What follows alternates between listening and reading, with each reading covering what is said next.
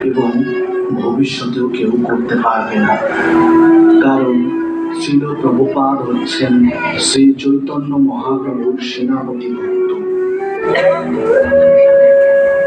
শ্রীল প্রভুপাদের একান্ত নিজজন প্রিয় শিষ্য নগরগ্রাম তারিণী ইসকনের অন্যতম গুরু ও জীবিসি শ্রী শ্রীমৎ ছিল জয়পতাকা স্বামী গুরু মহারাজ সহ ইসকন গুরু সন্ন্যাসীবৃন্দ আজ শ্রীল প্রভুপাদের ইসকন নামক এই জাহাজকে চালিয়ে নিয়ে যাচ্ছেন দুর্বার গতিতে, যা সনাতন ধর্ম প্রচারের এক উজ্জ্বল দৃষ্টান্ত।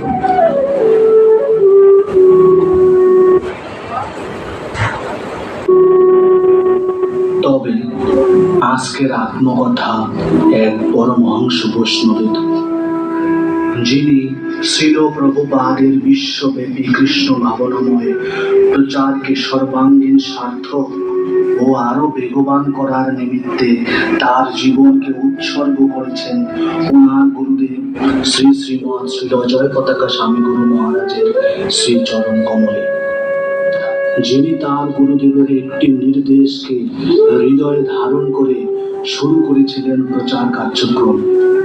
তিনি আর কেউ নন, তিনি হলেন আমাদের সবার প্রিয় শিক্ষাগুরু শ্রীপাদ প্রহ্লাদ কৃষ্ণ দাস প্রভু।